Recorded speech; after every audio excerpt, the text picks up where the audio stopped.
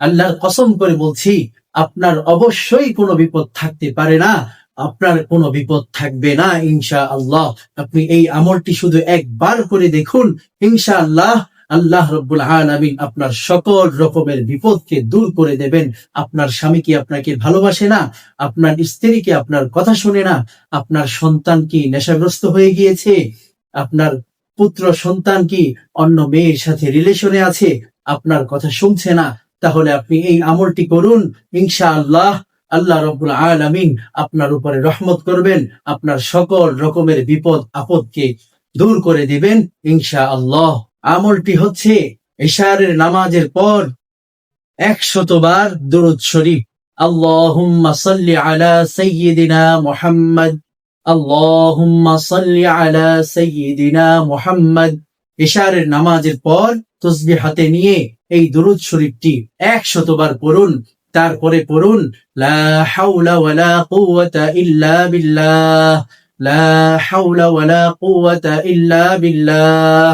এই লা হাওলা ওয়ালা কুওয়াতা ইল্লা বিল্লাহ, এটাকে রাসূলুল্লাহ সাল্লাল্লাহু আলাইহি ওয়াসাল্লাম বলেছেন বেহেশতের গুপ্ত ধন। এটাকে বেহেশতের গুপ্ত ধন বলেছেন আল্লাহর রাসূল সাল্লাল্লাহু আলাইহি ওয়াসাল্লাম। সুবহানাল্লাহ। তো এই লা হাওলা ওয়ালা কুওয়াতা ইল্লা বিল্লাহ আপনি মাত্র 499 বার পড়বেন, আর একবার লা হাওলা ওয়ালা কুওয়াতা ইল্লা বিল্লাহিল আলিয়্যিল আযীম। তারপরে আবার মাত্র 100 বার আল্লাহুম্মা সাল্লি আলা সাইয়্যিদিনা মুহাম্মদ, আল্লাহুম্মা সাল্লি আলা সাইয়্যিদিনা মুহাম্মদ।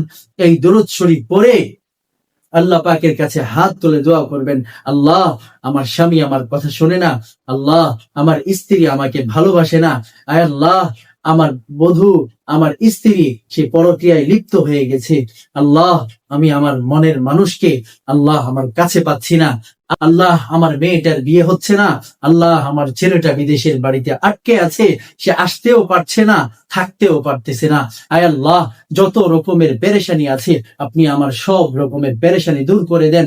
আয় আল্লাহ রব্বুল আলামিন আমার ক্ষেতের ফসলগুলো বারবার নষ্ট হয়ে যায়, আয় আল্লাহ রব্বুল আলামিন আমার গাভীটা মরে যায়, আল্লাহ আমার বাছুরটা অসুস্থ বড় হচ্ছে না।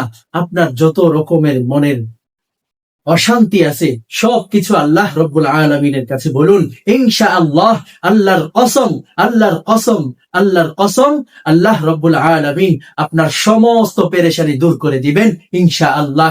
গ্যারান্টি সহকারে এই আমলটি পবিত্র হয়ে ইশারের নামাজের পর যাই নামাজের মধ্যে বসে মুসল্লার মধ্যে বসে আমলটি পরিপূর্ণ করুন, ইনশাআল্লাহ আপনি ফল পাবেনই, আল্লাহর কসম বলে দিলাম।